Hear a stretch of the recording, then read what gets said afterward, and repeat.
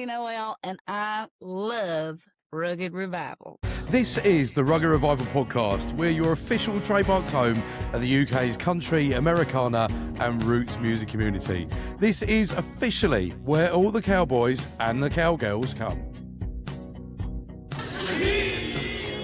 I got it this time. On that. I can never find delayed. Always 5 minutes behind. Anyway, yes, good evening, everybody. This evening I'm your host, Ronnie, and I'm joined by our very own evil little leprechaun, TJ. TJ, how are you doing? I'm all right. Yeah, it's nice to have you back. Where you been? Again. Last time I got told off for being boring, so this time I got abducted by aliens, and then they shaved my ass. How's that? Well, that's a disgusting image to be left with. But... Well, that's you told everybody that I got waxed last time, so it's better than that, isn't it? No, it was anal bleaching, actually. Yeah, get it right. Yeah, sorry. Anyway, it's a very special episode, not only because our very special guest with us tonight, but it is St. Patrick's Day. Would you believe? The green everywhere. TJ. You've done it again. There we go. Yes, Banatina, Falia Porrig, happy St. Patrick's Day, Kate Amelia Panja, and Sio. 100,000 welcomes to the show. I've probably got that completely wrong, so I do apologise to all my Irish cousins, all my Irish family, and everybody else in Ireland. But anyway, 100,000 welcomes to the show. I feel like I've been away for so long. It's nuts. But anyway, so tonight I get to introduce the incredibly talented Emily Jamerson. Welcome to the show, Emily. How are you? Wonderful, especially after that intro. We did warn you. The longest intro in the world. Anyway, so for those listeners who have been stuck in a time warp and don't know who you are, could you introduce yourself and tell us, what do you do? I'm Emily Jamerson. I'm from Eastern Kentucky, and I do many things, one of which is writing songs and singing them for people who want to listen. Fabulous. What the hell? Sorry, we had a bunch of snow and ice yesterday, and now it's melting, and I don't know if I heard that sliding somewhere or if it was a cat, but I heard a strange sound. We used to weird noises. It's all good. Yeah, we used to now. Tornadoes, snowstorms, ice. It's cool. We're cool with it. It'll be 70 by the weekend, so yeah. No, well, it's Kentucky weather. Yeah. Well, but anyway, we've had all the weathers on it. Anyway, we've had all the weathers on it. It's why not? So Emily, we don't normally do this because normally I go into the family stuff and a bit about you first, but we're going to play a little game first. Oh. So would you help me with a game? Sure. Wonderful. So last episode, was it last episode? No, it wasn't. It was Maggie Noel that I was there for. I've missed 2 so far. That's really bad. Where you been? Aliens. Yeah, that's right. Sorry. Yeah, aliens. Forgot. Yeah, that's fine. So we're going to start the game tonight. And I can't remember where I'm going from there. Anyway, Maggie, a couple of episodes, yeah. So we play a little game called TJ with his face like. TJ, play the music, please. TJ with his face like. TJ with his face like. TJ with his face like. TJ with Yes, this is TJ with his face like. All right, cut it again. Too long. Too long. Is the anyway, same face like? Face like. TJ with his face like. So I'll give you an example, Emily, before I get you to answer. So our examples that we've used previously is TJ with his face like a mouldy parsnip. TJ with his face like an explosion in a bullshit factory. Or TJ with his face like a dirty dishwasher. So, Emily, could you give us TJ with his face like... I didn't consent to this game, by the way, Emily. Do I have to select one that you just said, or I make up my own? No, you're going to make your own one. Yeah. Okay. TJ with the crusty toenails.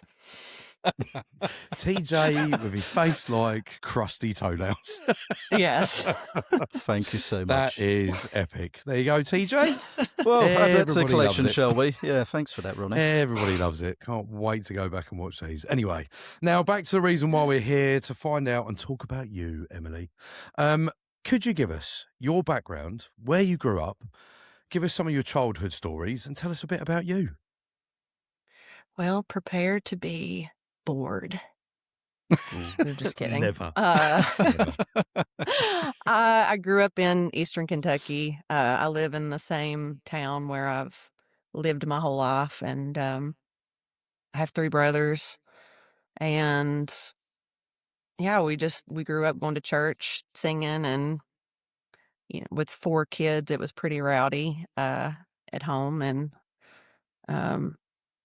yeah, we just had a good time, played sports, sang in church, and just raised hell.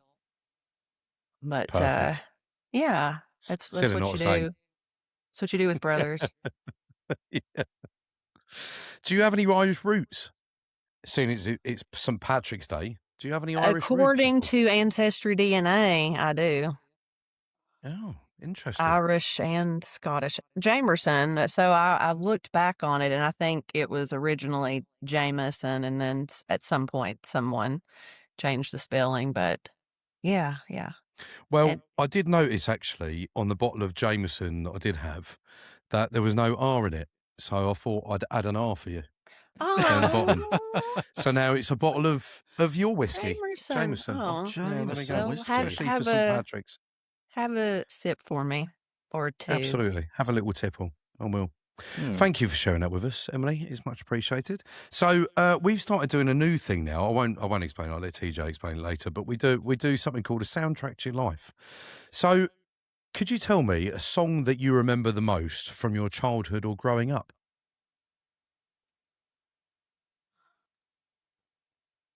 The Eagles comes to mind. Yes. I guess, probably like Peaceful, Easy Feeling. I know that's like it's a popular song of theirs, but I just remember our dad liked the Eagles and he liked Bob Seger, and I have just a specific memory of us we're driving to West Virginia to go skiing and listening to Bob Seger and the Eagles, and just, that was just a fun time that we all got to be together. And that's what I think about my dad when I think about the Eagles. Good memories. That's great. Good memory. Emily, thank you very much for putting up with me at the start of it.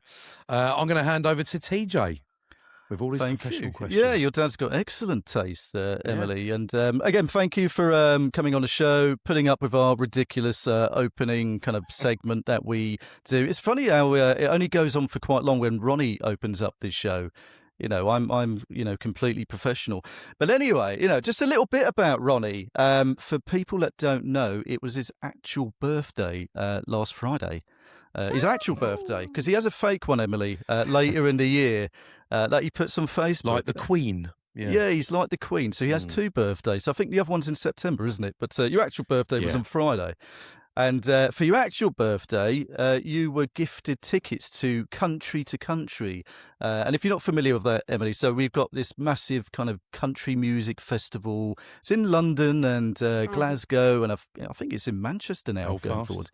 Yeah, Belfast. So it's all over. So anyone who's anyone in the world of country music is there. And obviously Ronnie, the most famous person in the podcasting world of country music. So, but in true Rugged Revival fashion, and even though it was his birthday, Ronnie was working his little boots off, and he managed to get some interviews, some pictures, and some general content for the Rugged Revival. So, shall we take a look at that very quickly? So, I'll turn the volume up so you can hear it. Right. So, this is Ronnie's adventure. Ronnie's adventure. Yes, this is Ronnie from the Rugged Revival, the home of the UK's country, Americana Roots music community. I am here on my birthday at C2C in London. While way down yonder on a Chaochi, where it gets hotter than an oochie coochie. We lay rubber on a Birmingham asphalt. We got a little mental, but we never got caught. Down by a river on a Friday night, right? Pyramid of cans in a pale moonlight. Talking about cars and dreaming about beans. Never our plan, just a living for the innit. Yeah, way Oh. down yonder on the chat. She Chat. never knew how much that bottle was meant to me. You had an amazing time at Country to Country. Well, you could probably guess Especially from with the Emily. Stones being there, yeah. I couldn't believe they were there. Well, to be fair, I'll let you in on a secret. That was a load of bollocks, really, and I think the Stones probably give it away. And you didn't actually meet Brooks and Dunn either, did you? No, I didn't. You didn't.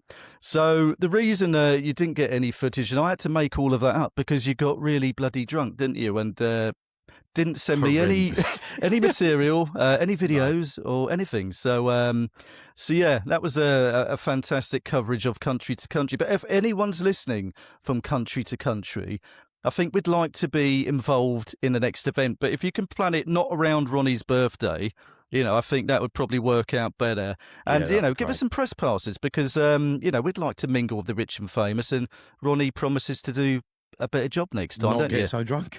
And not get so drunk. Anyway, so that was Ronnie's adventures at Country to Country. I felt like I was there. Did you? It was Yeah. amazing, wasn't it? It I felt was. like I was there too. Yeah. Brilliant. Well, look, again, thank you for coming on, Emily. We'll try and be professional from here with. Philip Bowen, we had on this show just previously. Love that guy. Such an interesting, cool dude. Another guy from Appalachia. But Philip recommended we speak to you. Your name was on our list for a long time to want to speak to anyway.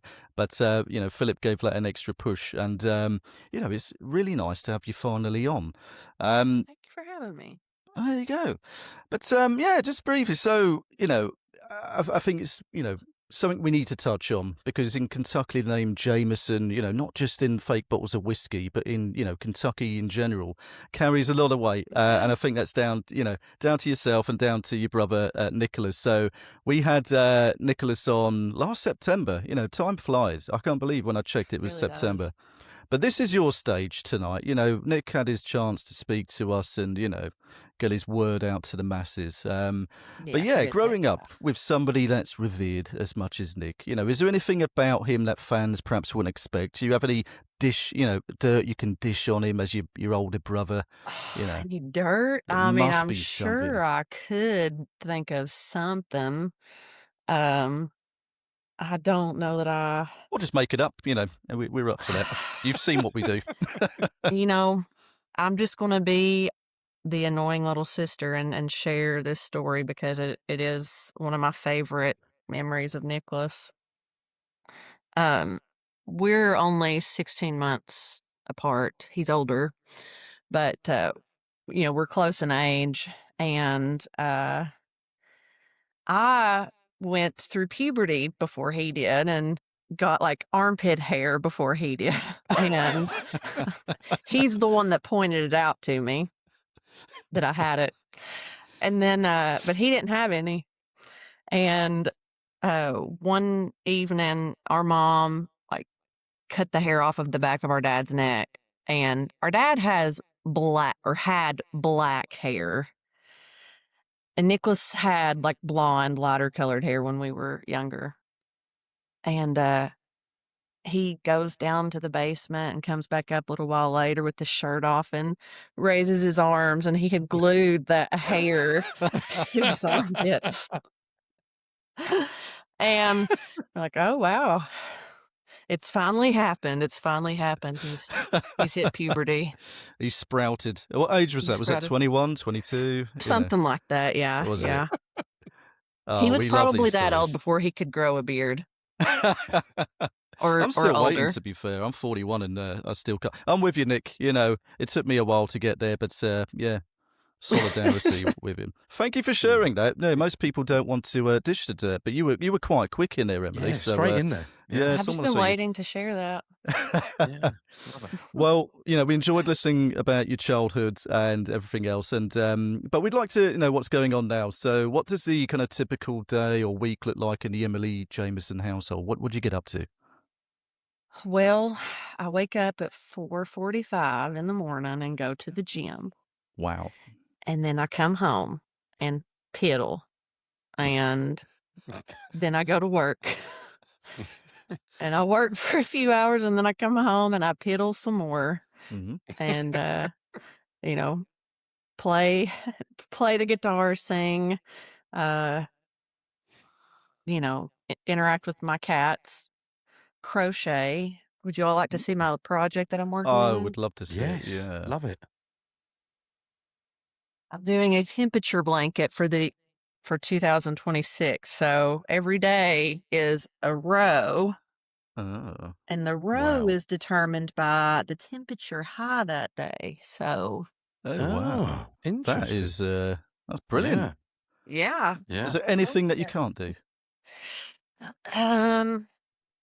I haven't tried to pee standing up, but I, you know, Well, I wasn't expecting those answers, but it's nice to know the precise, day that Brilliant. happens in your household. But fantastic. We just give, fans a peek behind the scenes of the rich and famous and, the artists that oh we yeah, speak to. yeah. Yeah.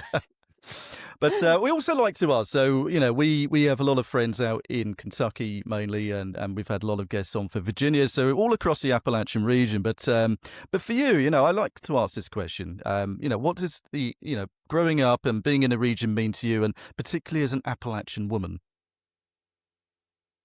I feel like my whole family is from here, and getting to still live here, I feel like even though my family has passed on, you still feel connected to them here because they've been here so long, and their bones are here. And um, Appalachian people are resilient and strong, and I feel like that's shaped who I am. We all go through things, and we all have shit that we go through. But I don't know. There's something about Appalachians. It seems like we keep getting shit on, but they're just some of the best people that you'll ever meet, and would give you the shirt off your back.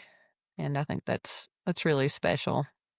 Yeah, I think you've summed it up there. We've said it a few times on the podcast, but when we set this up a year or so ago, the first people that we met online and, through the podcast were people like Josh Mitchum and, people from Kentucky and, welcomed with open arms. And we haven't been told to piss off yet, which is incredible, really. So it just shows how resilient you guys are and welcoming.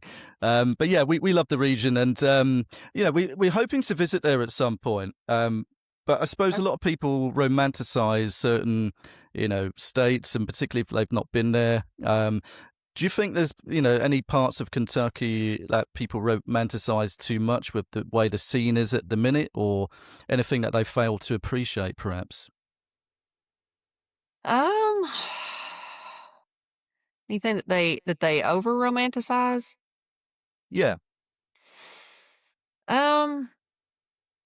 Sometimes I think like these romanticize probably isn't the right way or right term. Like a lot of these small towns, I think people do romanticize them because they're cute and they're quaint. But like if you kind of pull back and look at the reality, those are towns that are really struggling, and and it's an impoverished area, and I think that sometimes just because I think also now like it's cool to be from Appalachia, or it's cool to be Appalachian, but I think part of being Appalachian or really appreciating and understanding it is seeing the big picture of it, and though it is sweet and it's quaint and there's a lot of good, just not forgetting to recognize the reality of what's going on around here. Yeah. No, thanks for sharing that. That's it's an interesting take because we have our own kind of images in our head of what it's like out there through what people describe. And like you say, I think well, we know it's an impoverished area and really bad in some places. So, is that an influence on the music? Is it an influence in the way that you write and the way that you put your music together? I feel like most of my music is just based off of a feeling. So wherever the feeling comes from, some of it is, uh, you know, based off of experiences living here. Some of it's based off of experiences with people from here. But yeah, I mean, I guess it does. I guess, it has to. Yeah. Yeah. Okay, so I suppose before we delve into your music a bit more, so in terms of folk who are yet to discover your music, in a sentence or two, how would you describe your own sound? I don't really know what my sound like what to compare my sound to. But like in terms of my writing and the messages behind what I'm singing about, it's very like empowering, or I hope that it's empowering, especially to women. And I don't know what to compare my sound to though. Um, what would you compare my sound to? Hmm. Yeah, it's difficult, and you shouldn't Yeah, put the questions back to us. We ask the questions here, Emily. I've Let's. got to say, that's what you do. I want to. I would say, and this is going to sound very, because I'm very much a huge old school country music fan. I love listening to the words that and the songs that people have made, and listening to your music. I find like a bit of a George Jones, Randy Travisy, Tammy Mm, Wynette twang to it because of your background, because you put so much of that feeling into it, and quite honestly, you can feel it. I've said it about some of the artists we've had on. You can really feel that music, and it's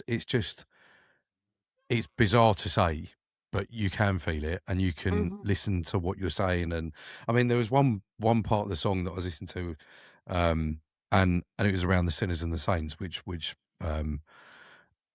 just got me, and it just I don't know. There was something about it that I just wanted to listen to more of it and sort of tell a story with it. So that's what I feel anyway. But everybody feels music in their own way, don't they? Yeah, definitely. Um, I think I've been influenced by Loretta Lynn too. She's from this area, Absolutely. and uh, I watched Coal Miner's Daughter growing up, and Yeah. when I first started learning guitar and singing, I was learning her songs because they were simple to play, and she was just writing and singing about real stuff, and so I think that's yeah. I mean, I think at times I've tried to resist that, and I don't know why. Just I guess trying to find my own sound. Mm. Um, but I do feel a lot of influence from her, and yeah, and like George Jones, and that sort of era of country music. I wrote a song this week. Doing this songwriter challenge. We did it last year. We wrote one song a week Mm. for a year. And we just started the second round, and the song I wrote for today feels very like old school country. Like could hear George Jones singing it. Yeah. It's I know, cool. and there's very few people that can. Sorry to interrupt, by the way, DJ. No, it's fine. There's very few people that can pull that style and that can pull them chords from and making you think about that. There's very few people that can do that. So to have that talent is incredible, Well, and I thank can you. seriously hear that in your songs. It's so powerful, Thank you. especially some of the. I know we talked about. You talked about empowering women. I mean, your songs trying to empower the women in your songs and everything else, and you can really feel that as well. And funny enough, I was talking to Maggie Noel about that last time. That is such a difficult industry to be a part of that and to really rep and empower people to do that at the same time, because it's very difficult to get that message across. But yeah, thank you. Thanks for sharing that. Thank you. I can't wait to hear that song, by the way.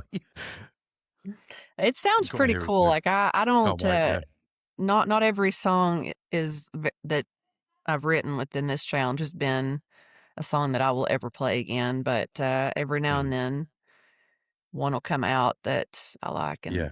I like this one. I think it could be cool. Good, yeah. Mm. So with, I mean, it's interesting you say a song a week. That sounds an enormous kind of task to do. Are they complete songs, or are they just parts of songs that you share when it becomes submission time? Well, there's, you know, what defines a song is up to you. So, it can be a full, complete song. It can be something that lasts like 30 seconds. When I started it last year, I went into it just like every song has to have 2 verses and a bridge and a chorus. And as the year went on, it just was becoming difficult to do that every week. And I listened to some of the other submissions and I thought, okay, I can relax a little bit. And so it's been good because it's like, forced me to let go a little bit because I kind of get stuck sometimes in writing, waiting, trying to make it perfect or whatever that means. But, and with this, it's like you just have to finish it and move on. And there have been some that I've finished it just enough to have a submission, and then I'll go back later and continue working on it. But it's it's tough, and there were times at the end of it that I was just ready for it to be over, and just trying to power through. But after taking a few weeks off from it before starting this new round, I'm glad to be back in it. You got a second wind for doing it. It's Yeah. Yeah, it's interesting. So, I mean, how I perceive your kind of style of writing is quite introspect. And correct me if I'm wrong, but do you start typically with the lyrics, with the words, and then work out the melodies after? So is that how you're approaching the songwriters round as well? The submissions. Usually, yeah, I start with the words, sometimes a melody. Sometimes the melody and the words come to me at the same time, but usually it's the lyrics. Yeah, fantastic. Okay, well let's kind of delve back slightly. So we always go through the Spotify back catalogue just to have a listen to your early stuff and then kind of work our way forward. 'Cause it's interesting, and just to see how the sound develops. And we started with the Dead Street sessions in 2022. That was cool. So yeah, tell us about it. Getting to the point of pulling your own music out. What was it like? I feel really lucky that worked out the way that did. That was started out as a YouTube video that Dead Street did to promote a festival that we have in Pikeville. It's called the Mountain Girl Experience. It's an all-female music festival. And last year was the first year that I had not gotten to be a part of it since it started. But I did an interview. They asked me questions. I sang those songs, and then they put it out on YouTube. And then he later asked me about putting the songs on streaming, and so I'm lucky that he was able to do that. But I will be honest, I don't talk about that enough, just because that was when I kind of first started really putting myself out there. And we're always hardest on ourselves, and looking back on that, I'm just thinking, like just hearing where I've improved, and which that part is good, but it just kind of makes you cringe a little bit when you go back and listen to your earlier stuff. No, I mean, so many people have said that to us, and then down the line they're like, I'm so glad that we put that out there. We've had people that have been recording vocals in a cupboard because they just didn't have the studio space, those type of stories. And I think for Presley Hale, we found this absolute random video on YouTube, where she was in the back of a car, at 17 years old, and she cringes at that. But we find all this stuff, that's what we do. We dig deep into the archives just to embarrass you, really. But no, I love to listen to it because I think it's a journey in terms of your musical career, and to put that out, it's great. But you've then released some fantastic singles after that. So 2024 and 25, you released about 5 or 6 songs so far, haven't you? So I think the latest one, I'm looking at the timeline on here, but you've released some songs with the Jenkins twins, we're big fans of, and done some other collaborations with Grayson Jenkins, and of course your brother Nick on The Narrow Way. his album. So is that how you're kind of, trying to find your feet with not just releasing your own stuff, but, trying to collaborate with other artists too? Yeah, I mean, my goal is to put out more of my own stuff, but in the meantime, it's been fun to collaborate with friends and still have some music out there. But I'm in the process of trying to like in the pre-planning stages of recording, and my plan is to go into the studio this summer and start working on something.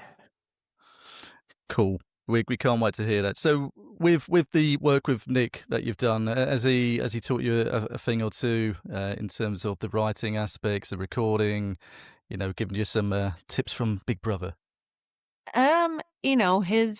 He just leads by example really, and I try to observe him when, we're in those types of settings, and he's just done it for so long, and um yeah, I mean, he's helped me a ton, but I feel like I could just, and I feel like I have just been like a shadow, like just trying to absorb just a little bit of what he knows and what he does.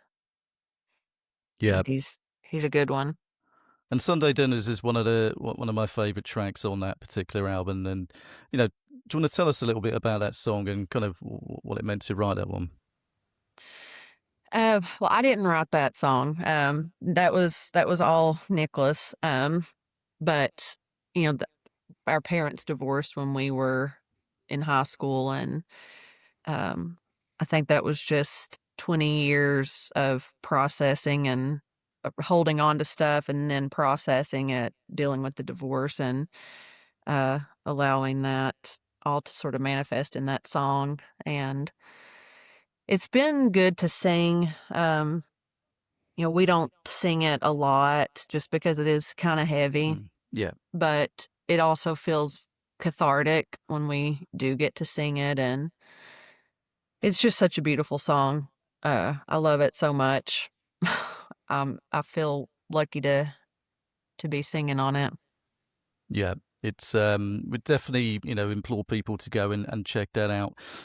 Also enjoying the performances you put out there. So you mentioned some early performances on YouTube, and the Laurel Cove stuff is fantastic as well. Big fans of Laurel Cove, hoping to get out there at some point. If they've seen Ronnie's work at Country to Country, then I'm sure we'll get some press passes there, mate. Let it go. Sure. Let it go. Emily will put a good word in for us, I'm sure. Definitely, yeah. I know people. There you go. Yeah, you go. So, what's it been like? So, obviously, recording and writing is one thing, but pulling yourself out there on a stage is another, and particularly somewhere like Laurel Cove, where the audiences are getting huge these days. So, what's your experiences been like of that? It's been pretty wild. The first year that I played there, I guess I've played there the last 2 years, and the first year I was pretty nervous. But last year, I mean, I'm always nervous before I go on stage, but Laurel Cove is just like a magical place. It's so special, and the people that come to it are like, they're so locked in.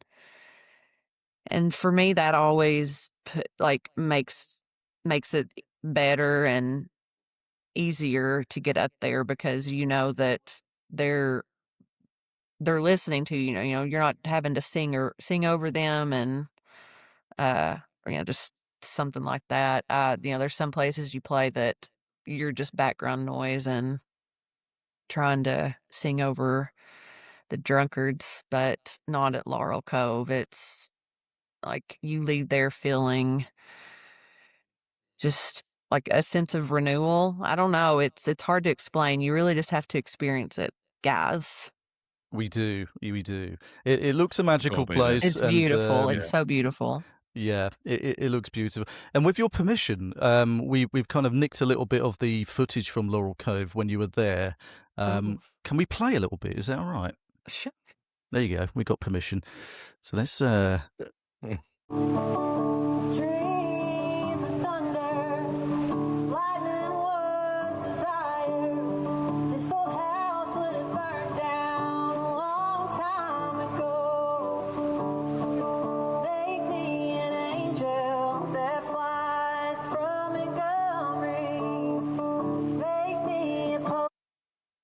There you go. I think that's one of the best versions that I've heard of that particular song. Love it. I love the the kind of vision of Laurel Cove, the fact it's raining. It seems like a really iconic There video. was someone with a hose next door.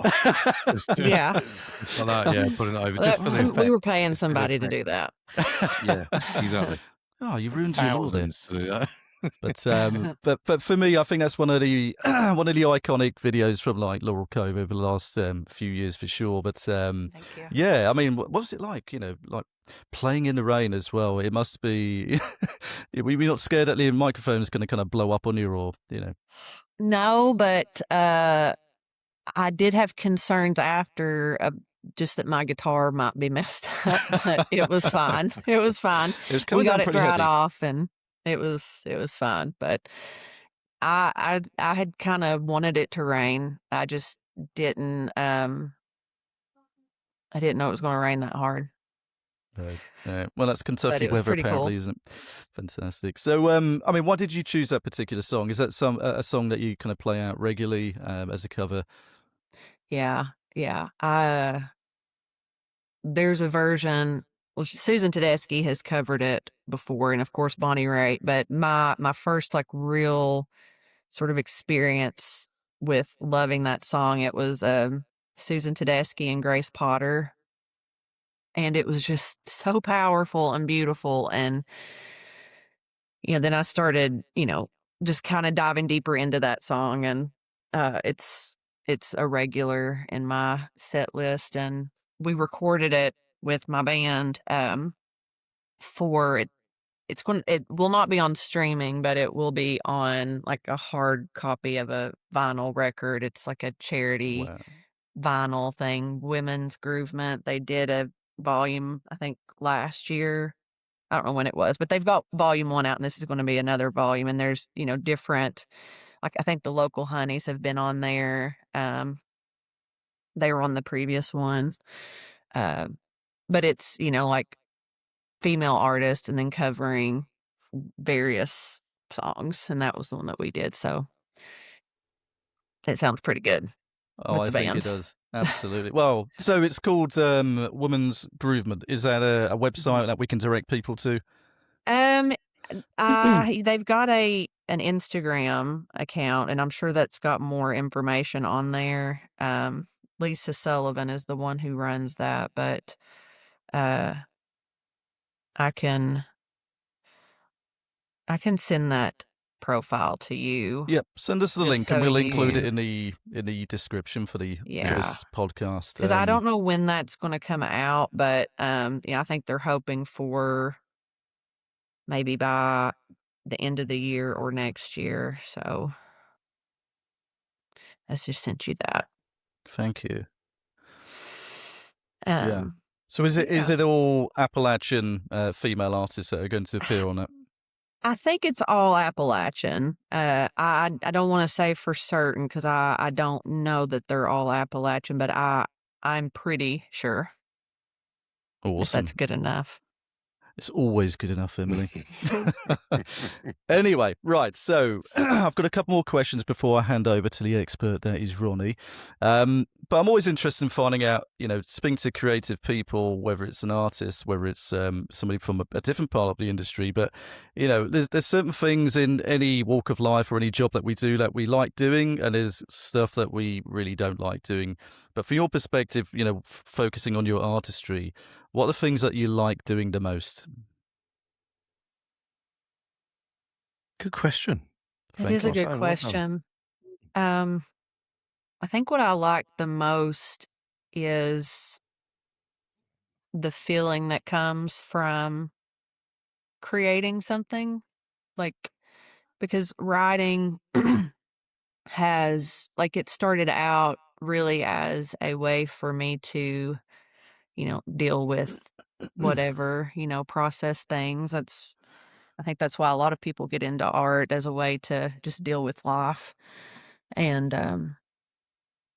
so I think that feeling that you get when you write a song that's really moving and it really touches you, you just can't you can't beat that, and you can't replicate that. Like it brings things to the surface, and you just have this opportunity to take something that's painful and make it beautiful. And I don't know, I think that's why I don't know, that's why we do it, Mm. and then you put it out, and you share it with somebody, and it resonates, and then suddenly you're not alone, and there's just something comforting about that. Love it. And there's got to be a shit ton of stuff that you really do not like doing. What would be your number one? If Ronnie could wave his magic wand and make it go away, what kind of things would you add to that? Within the music industry, you mean? Yes, yeah. I would like to be able to just sit backstage with a microphone and do my set to where nobody can see me. That's my least favorite part, is like going out on the stage and being seen. Because I'm always like, when I'm at a show with, like, watching a show or listening to somebody else sing, I'm always wanting to sing harmony with them, but I don't want to be on stage. I would like to just kind of be over, like, in the crowd, even with a microphone, and just singing the harmonies with them. So if we could figure out a way to do that, That would just be like, cool. Sing you in the crowd. That could be a new thing, couldn't it? and nobody would know where it's coming from. I'd Yeah. just be like kind of blending in. Sit in a box. Sit in Yeah. a box. Yes. That's interesting. Yeah. Sorry, Ronnie. Or go just on. make it, like they have silent discos, like a blind Yeah. disco, to where everybody's just blindfold. That's probably the easiest way to Yeah. do that. Everybody that Yeah, comes I in like has to that. cover Sunglasses, blackened sunglasses, Yeah. and headphones, so you can sing to people and they won't know where it's coming from, or Yeah. who it is, or whatever. You could stand in the middle, and everybody be dancing around you, and then no one knows what's going on. Yeah. I Exactly. was just going to say, what's your trick? So I've asked artists before. There's one question that I think actually TJ's just ripped off. Yeah. But there's one question is I used to ask, why do you do it? Why do you play to people? You've answered that. So I think, is there something that you do to be able to cope before you go onto stage?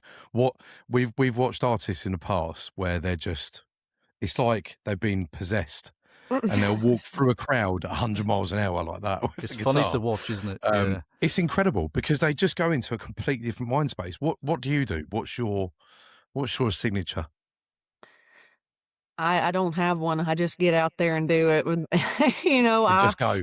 Yeah. I just go, and usually after the first song, I'm more relaxed, but yeah, no, I just go out there scared.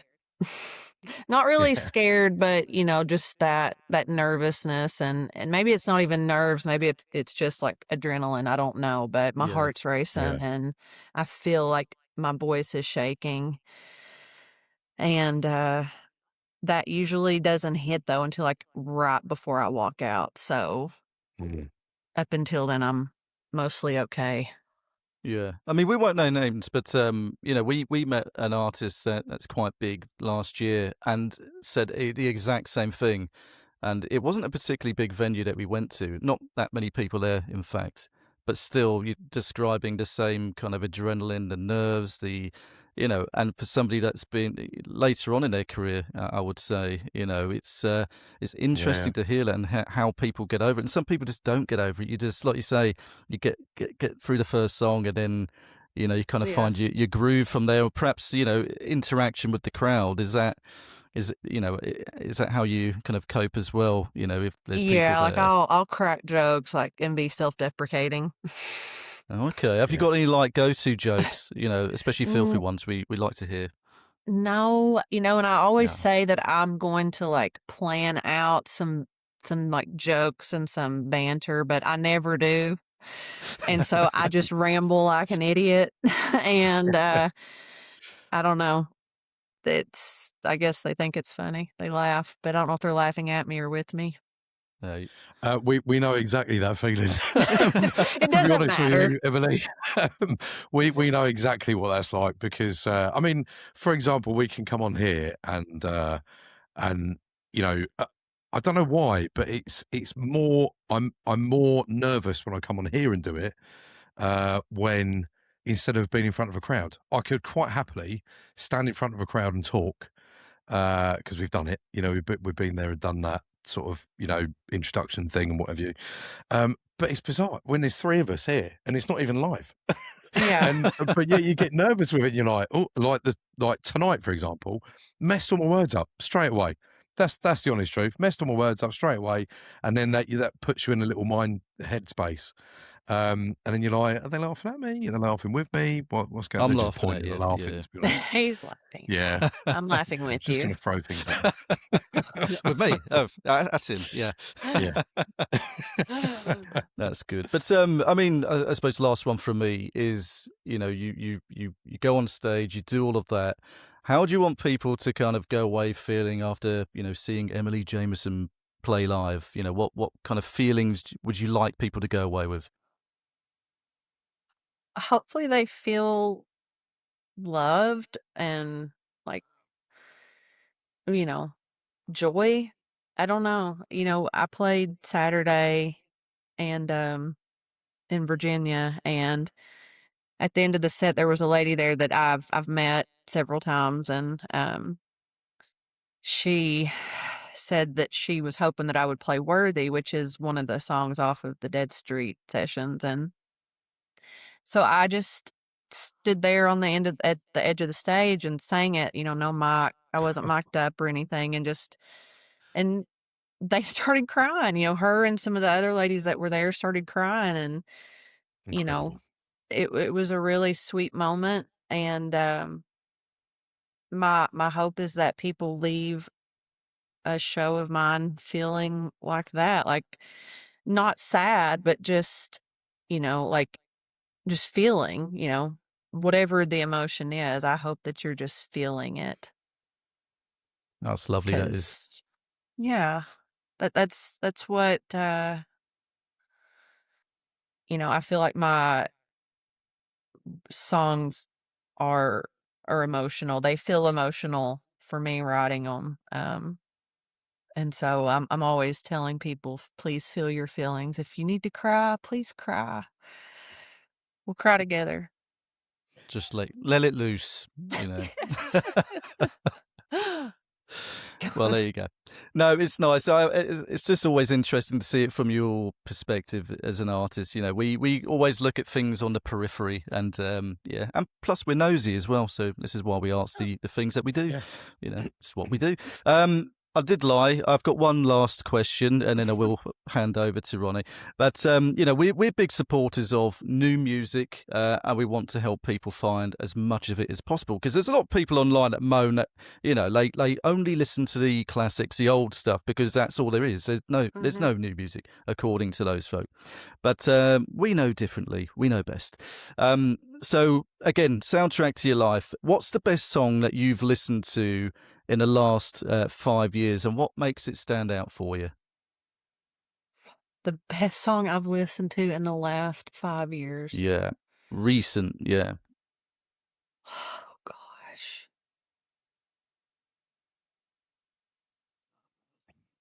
Maybe this is a cop-out, but I'm gonna say Sunday Dinners, just because of, you know, that I didn't write that song, but, you know, that's my life too. And it's just very powerful. And, you know, I remember when we went in the studio to record it, my very first take, I just lost it.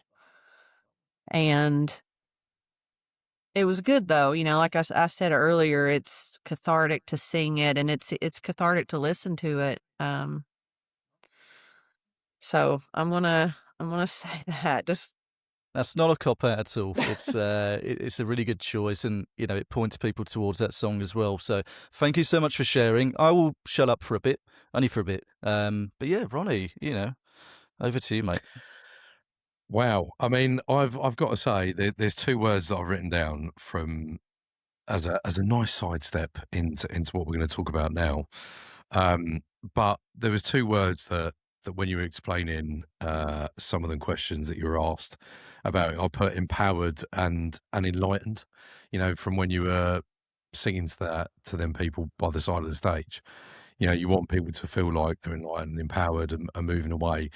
That's such a massive emotional trip to go through, and to listen, to see how you have such an impact. You really do. And some people you meet during this life, some people you meet during, the music that we go and see, or the people we meet up with all the time. Sometimes it's it's a show, it's a gimmick, it's we like to think that everybody's being genuine, but actually, not everybody is. Right. And sometimes they're just doing a show because that's what commercial wants. But when we meet some genuine people like yourself and your brother and a few people along our way, it's mind blowing. So thank you for sharing that with us. It Thank really, you. really does make a huge difference. But on a nice sidestep, I would like to talk to you. We've named this part Music Medicine. So TJ and I are huge advocates of supporting mental health, and like to shout out at every time we do a podcast how best people can get help, what the best thing to do is, shout from the rooftops. We'll always fly the flag of anybody that's suffering from mental health or anybody that's struggling or needs some extra help. And we know that the industry takes such a toll on people, on their personal lives, and and their music lives going forward as an artist. So if you wouldn't mind sharing with us, what do you do to keep yourself grounded? What do you do to keep your mind in check? If you wouldn't mind sharing it with us. Yeah, of course. For one, I tried to limit my time on social media because that always feels like the first place that I notice some anxiety coming up. Um, just getting on there and mindlessly scrolling and just looking for something that I don't know what I'm looking for. And so I try to limit that. Spend time in nature. That's really the greatest medicine that I have, and I can always tell when I've spent too long away from it, and, so I go hiking a lot, where I live, it's very close to the state park, and, so I spend a lot of time there, and that's really the best thing, you know, and talking to people too, talking to therapists and talking to other people that understand, what what it's like, because 'cause we're all Yeah. struggling. Yeah, absolutely. And thank you again for sharing it with us. And it is tough times. It's tough times out there, and we're always here. You're always part of that. We always said you're part of that rugged revival family. You're part of the rugged family of all of us supporting each other. And whatever we can do, if you just need anything, just shout. Thank you. And we'll always be there to help everybody. And Emily, I'm sure you'll be the same, shouting it from the rooftops on your side. So thank you for sharing it with us. There was one part of the soundtrack to your life that I wanted to ask you. And it was around what song has helped you through a tough time or a struggle or difficult point in your life? Is there a poignant song that you would think, that's it? Um, I'm trying to think. I know that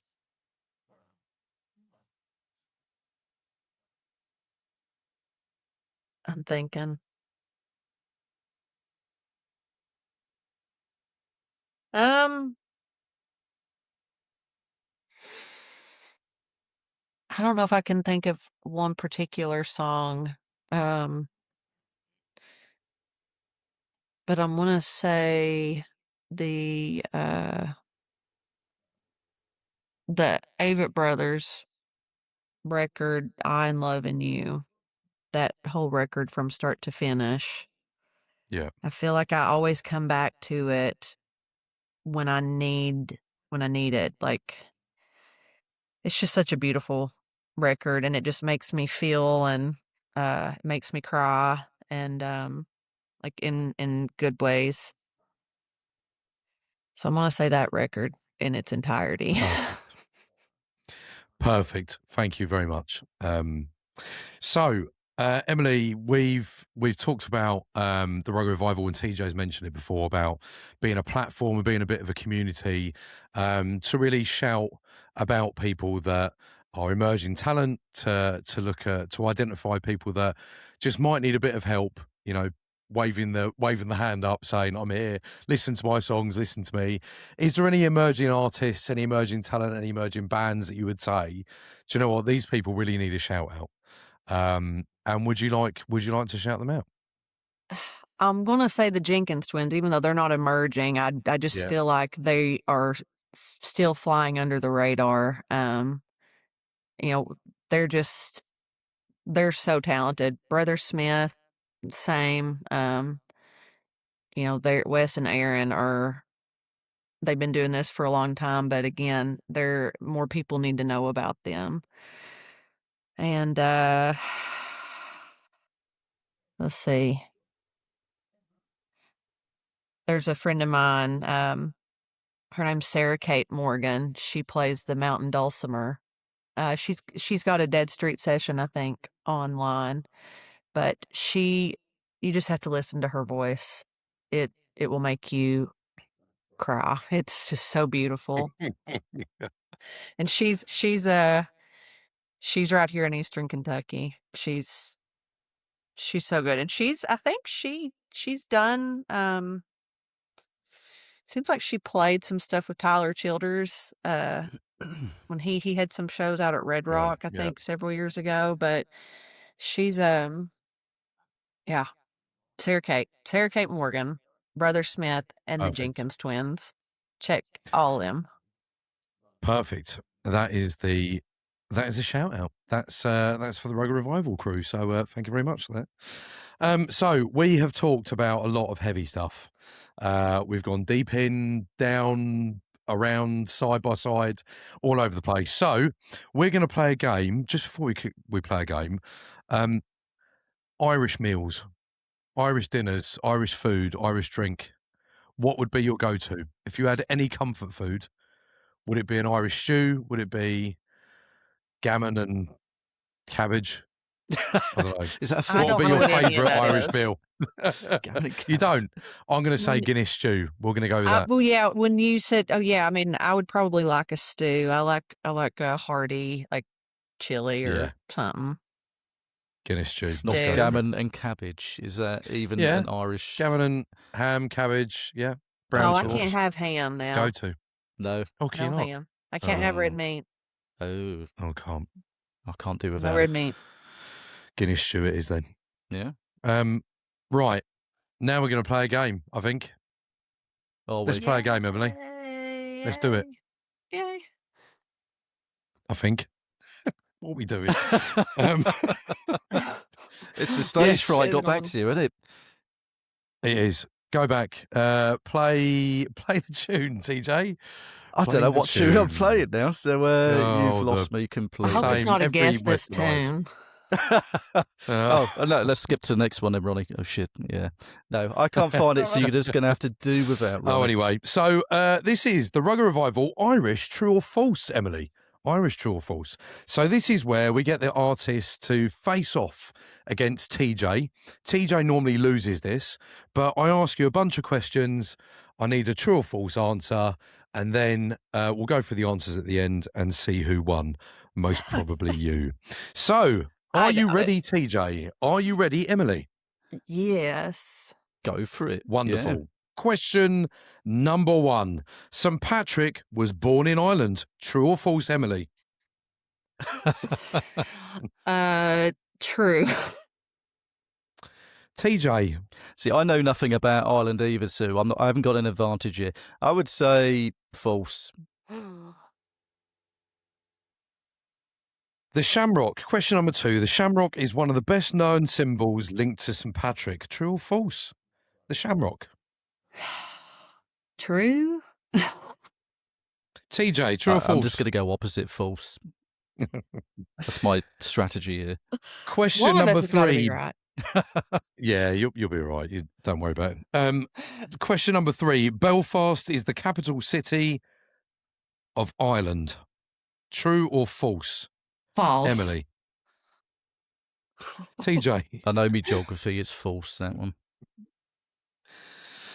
Question number 4. There are 32 counties on the island of Ireland.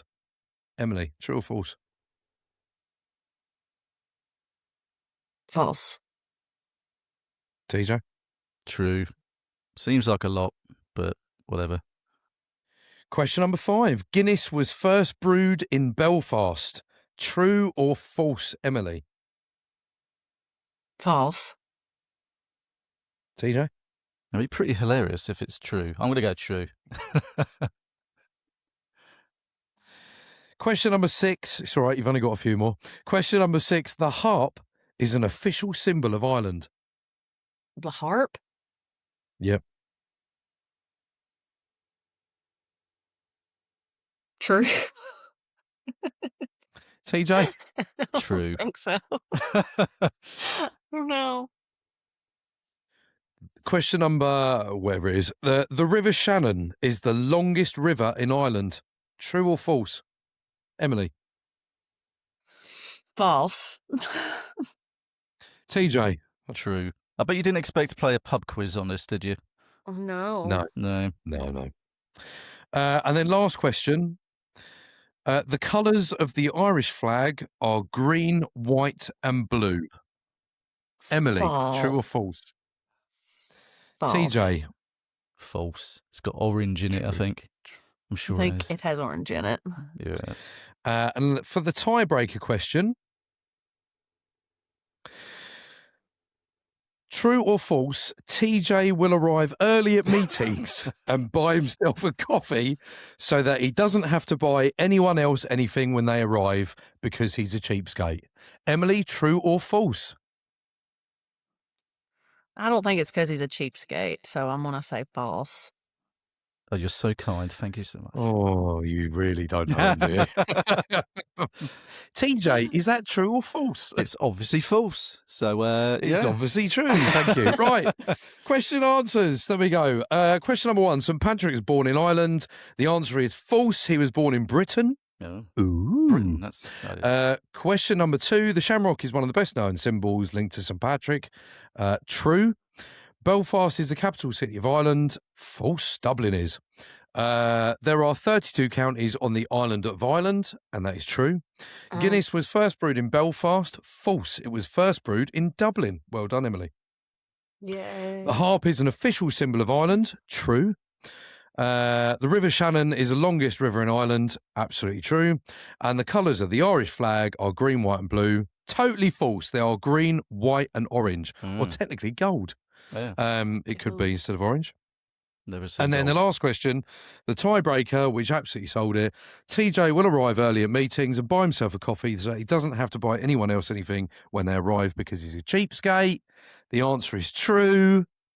That's only when it applies Emily, to you, Ronnie. Unfortunately, I've got to tell you, Emily, you've lost. Oh, I'm no. absolutely gutted. Oh, Emily, no. what Sorry. happened? Normally this is I mean, rigged. it's an probably because you idiot. don't know enough about Ireland. But I don't know enough you about know. Ireland. I need to brush up on my. That's only the heritage, second my one people. I've ever won. And normally You 'cause could, Ronnie that's the cheats. second one he's ever won. Second in a year. It's the second one he's only Thank ever you. won. I appreciate it. And we've normally got something to play afterwards, but I can't remember what it is. And TJ is useless at doing the soundboard as usual. So thank you for playing that game. TJ, I'm handing over to you. Thank you very much. Oh, really? Yeah. Yeah, I'm going to... No. Normally I'd revel in my win, but you've been so gracious and I appreciate Yes. that. And you've been so nice to TJ as well. You need to forget that. I'm not used to it, You yeah. need to- But yeah, yeah, you TJ need to versus stop the doing that. Irish we called that game originally, but that just sounded wrong. So Yeah, you we'll can't say that. back to the drawing board. Anyway, so the next segment is around what's going on in the future for you in terms of writing, releasing songs, and even travel. What's kind of in the pipeline for you? Well, I think I already mentioned I'm planning on recording this summer. Don't know. I don't have like a date as far as releasing anything. I would love to,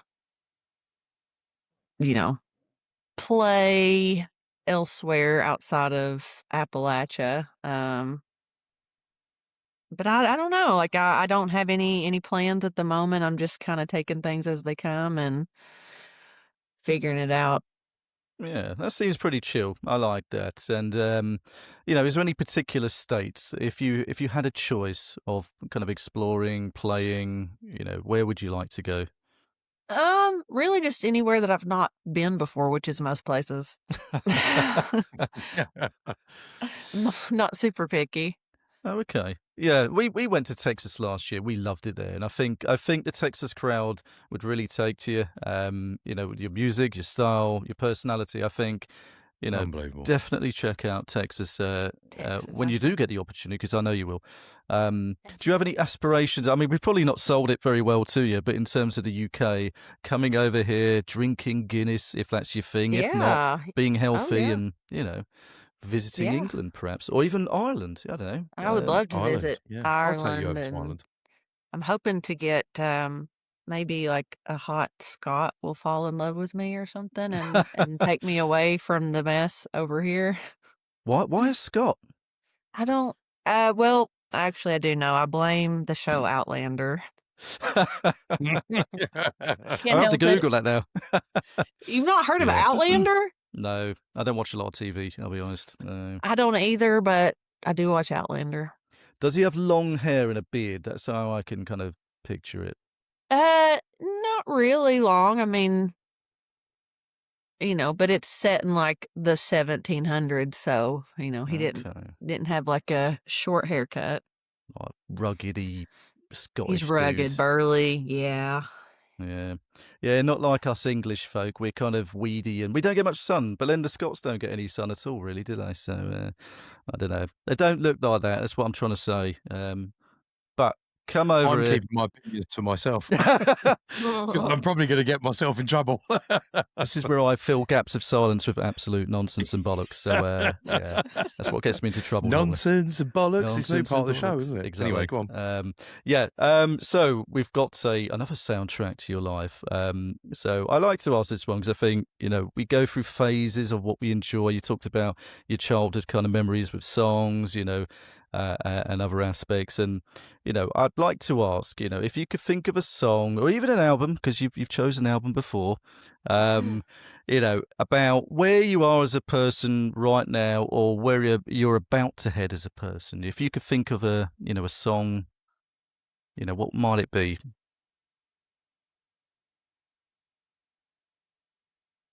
Where I am as a person and where I might be.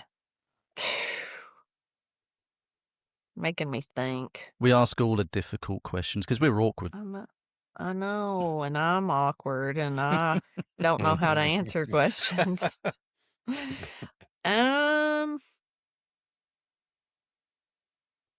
Sorry, I'm scrolling to see if I can think of anything. Going through your Spotify.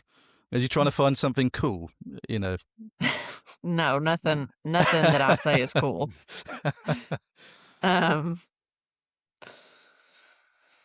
Let's see.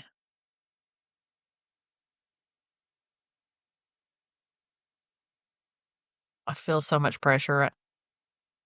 What was that? Is that the... Did you hear it? Yeah. Is that your house creaking again? It's something. I don't know what it is. Oh, it's going on. We got ghosts. Okay.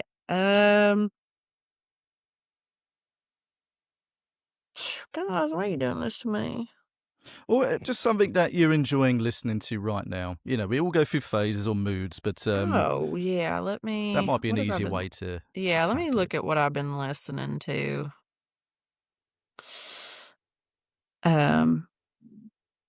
Megan the Stallion is usually my workout. Ooh, thoughts. If you like Megan the Stallion. Yeah, she might be on a podcast at some point, maybe. I think you Maybe guys would not. hit it off. I think so.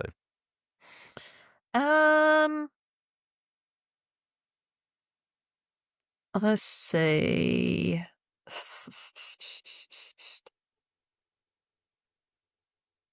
I'm just gonna say "You're So Bad" by Tom Petty. We'll take it. I can't think of anything else. We're I'm going to sorry. take that one. No, that's all right. I mean, what type of genres do you like listening to? Obviously, outside of what you create yourself, and is it all a over real the mix? place. Yeah. Yeah, it's all over the place. I've been listening to a lot of Graham Parsons and the Flying Burrito Brothers. But then like I said, I do listen to a lot of rap and hip hop, and been listening to some Pearl Jam, and Cool. That really is it's all just over the sort place. of all over Yeah. the place. Yeah, I'm interested when people get to that. I mean, I'm influenced by the weather. I mean, it's normally miserable in England. But when we do have nice days, I like to go down the soul route, that type Yeah. of thing. And when it is miserable, you might put on, a different genre of music. But is that kind of similar in the way that you think? Yeah, it's just my mood, whatever mood I'm in, and yeah, usually if I'm needing to be to get pumped up, I'll listen to some rap or something like that. That's my hot mix. If I want to cry and feel good, the Avett Brothers I really love. Yeah, so it really just depends on my mood. I am kind of moody, so it's all over the place. Moody in a good way, we'd say. Moody in a good way, yeah. Moody Yeah. in a good way. Absolutely. It's yeah. So we can expect a rap Appalachian country album from you at some point. That Would be pretty good. something. It's something I haven't heard. Yeah. Anyway, Ronnie, I know you're Interesting. dying to say some things. Over to you, mate. No, I just thought I'd say that we're miserable every day, really. So, we're moody and miserable every day. But I think we've got last orders now, is it? Last orders? We do, mate. We do. Oh, Do we? God. This, Mate. yeah. It's come to that time of the night, Emily. That time of the night. Yeah. There we go.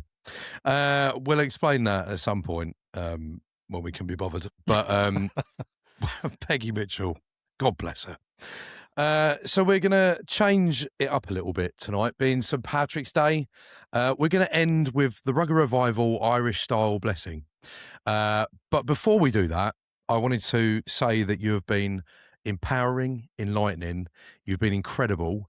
You've put up with our nonsense from the start of this podcast. You've been there through chaos.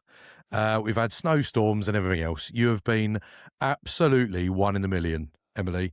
And it's an absolute pleasure to have you on this podcast tonight. So thank you for Thank spending you. the time with us. Yeah, thanks. And we're going to end by doing a bit of an Irish blessing, actually. But can we just make sure that we've got a can or a cup or a, I don't know, funnel, just to raise for a toast at the end. I don't know. Okay. It's all gone chaotic tonight. It's because I've been up since 4 this morning for work. I'm like, I don't know what's going on. Anyway, play it, TJ. Okay, here we go. May the road rise up to meet you. May the wind stay kindly at your back. And may laughter, song and good company follow you on your way. A huge thank you to our guests for joining us tonight and bringing such heart to the Rugged Revival. And to each of you listening, may your nights be lively, your hearts be light, and your road ahead be a good one. So until the next time, we raise a toast to the grit, the grind, and to the revival. Good night, God bless, and happy St. Patrick's Day from all of us. Cheers. Sláinte. Cheers. Well, that was emotional, wasn't it? That And was that's it. lovely.